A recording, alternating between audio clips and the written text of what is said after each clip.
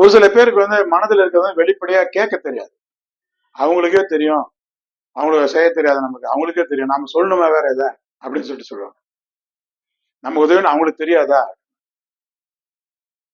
ஒருத்தர் ஒரு முக்கியமான அரசியல் தலைவர் அல்லது ஒரு உயர் அதிகாரி, அவருக்கு மிக நெருக்கமா சொந்தமா இருந்து நல்லா பழகிட்டு வர்றாரு. அந்த அரசாங்க அதிகாரி, அரசியல்வாதி நிறைய பேருக்கு வேலை வாங்கி தர்றாரு. அது இவருக்கு தெரியும். இவருடைய பையனுக்கு வந்து வேலை இல்லை, அது அவருக்கு தெரியும். ஆனா இவர் வந்து என் பையனுக்கு வேலை வாங்கி தரேன்னு அவர் கேட்க மாட்டாராம்.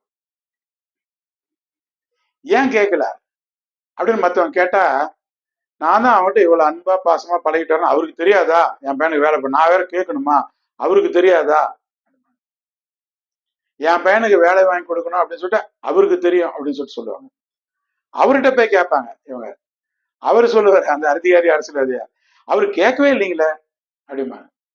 இந்த குணங்களை வந்து நிறைய பேர் தேவையில்லாம இது ஒரு பெரிய குணமா வச்சுக்கிட்டு இதனால நிறைய லைஃபை கெடுத்துக்குவாங்க. அவங்களுக்கு தானா தெரியணும், தானா வந்து அவங்க இது பண்ணும் அப்படிமா. அந்த மாதிரி பெண்கள் இருக்க ஃபேமிலியில பாத்தீங்கன்னா சில நன்மைகள் இருக்கும், ஆனா நிறைய தீமைகள் வந்துடும். ஆண்களா இருந்தாலும் உன்னுடைய தேவைன்னு வெளிப்படையா இரு. ஏன் இது அவங்களுக்கு தெரியாது, நான் இப்படிலாம் இருக்கேன்னு சொல்லிட்டு அவங்களுக்கு தெரியும். அவங்க பல வேலையில இருப்பாங்க, பல சிந்தனையில இருப்பாங்க. சில விஷயம் நீ சொல்லாம இருக்கிற வரைக்கும் அவங்க நீ சொல்லல, அதனால இது நல்லா தான் போயிட்டு இருக்குன்னு கூட நினைப்பாங்க. நான் இப்படி இருக்கிறது அவங்களுக்கு தெரியாதா, அவங்கதான் இது தெரிஞ்சு வந்து தானா வந்து செய்யணும் அப்படிங்கிற குணம் வந்து இருக்கவே கூடாது.